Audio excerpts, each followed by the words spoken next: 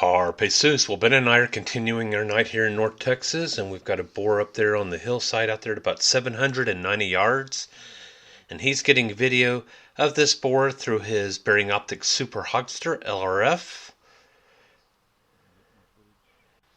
And he's got that on a .223 rifle, shooting 75 grain AAC Sabre Black ammunition. And while the wind isn't a problem for us, the cattle are. The cattle keep moving with us as we keep moving down the fence line, and the cattle are coming right along with us, and we're afraid it's going to end up spooking the boar. Finally, the cattle have calmed, and I'm going to be shooting my Lone Star Armory TX-15 multi-purpose carbine enhanced. I'm going to be shooting TNT bullets loaded by Druid Hill Armory into Starline brass, and all my videos are going to be with a Bearing Optics Super Yoter LRF. And everything's mounted on a man-belly tripod, which has done very well for me. Take it. Alright, we're in a bit of a quandary at this point. The hog has come down the hill, so we do have a shot at the hog. It's not on the hilltop like it was previously, which was going to be a problem for us. But since the cattle have come along with us, the cattle are actually just about 30 yards off to our right, just standing around doing their thing, waiting for us to move again. So we're afraid if we move forward, this hog is going to get spooked, so we're staying right where we are. We're figuring we're going to have to shoot from here, and we're going to have to shoot the hog at the telephone pole, and then we see the hog starts heading towards us. This is great news. We don't have to do anything but wait and hope that the cattle don't get in the way. So here comes the hog.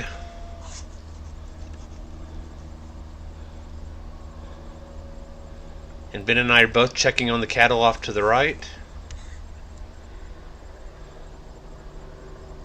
You have them at 134 yards.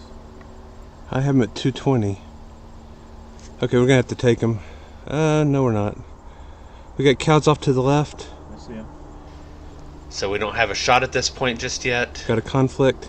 He's gonna run out on us. Need to wait for the hog to clear Take the him cattle, before he goes which out of it's the going to do fence. right here. And I think it's heading for the fence, and I told Ben we need to shoot. 3, 2, 1. 2 hits. Just like that, the Two hog hits. goes down. Fist bump.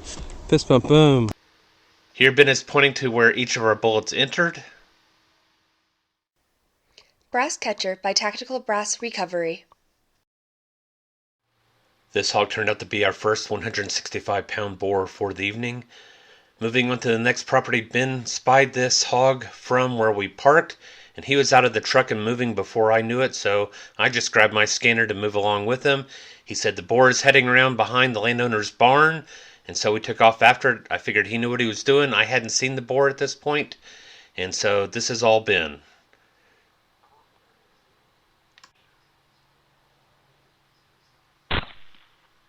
And just like that, we have our second 165-pound boar down for the evening.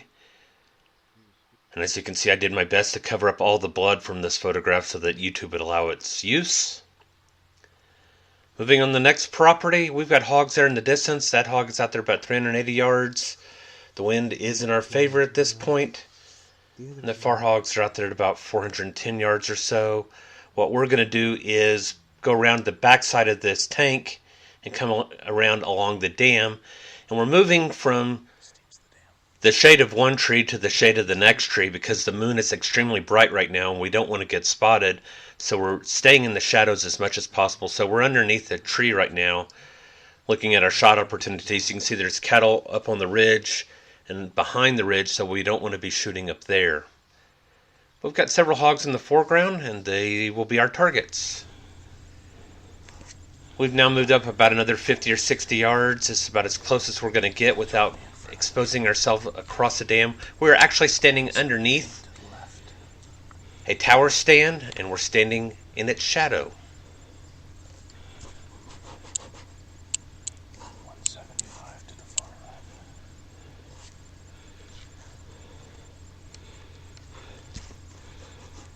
Now my fear right now is that Ben's going to pick one of these hogs on the right hand side that's down by the water line. He's going to shoot it and it's going to fall in the water, and I'm going to have to go in the water and get it, and it's too cold already this season to be going in the water to get hogs.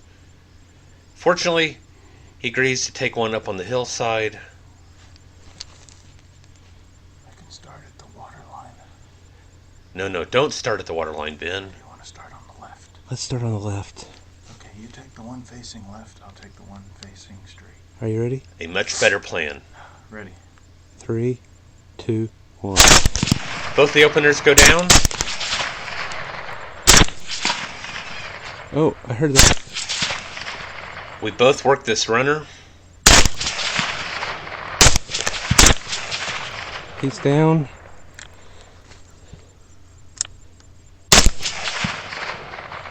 I make sure it's down.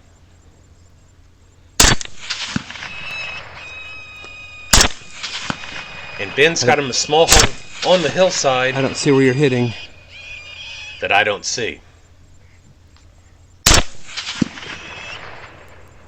Be careful on the top of the hill. Yeah, he's not near the top.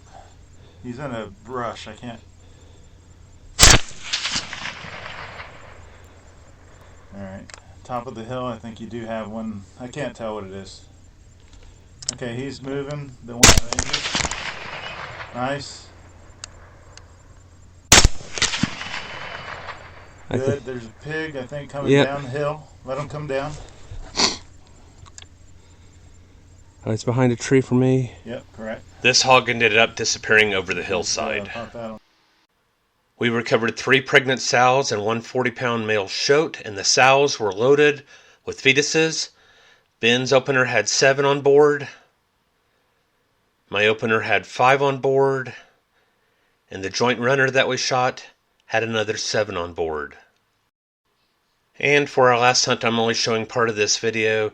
Ben forgot to record, and I needed to do a mag change in the middle of this, and since I'm wearing an arm brace, that mag change just didn't happen. 2, 1. We both had our openers. We're connected with runners. So here I stop the video as I ran out of ammo. I use some adult language, and Ben doesn't connect with any more runners. Ben came away with this large 230-pound sow, and she was pregnant with a whopping 13 on board, of which number 13 was not viable. And for the last hog of the night, I came away with a little 120-pound boar, and that was it.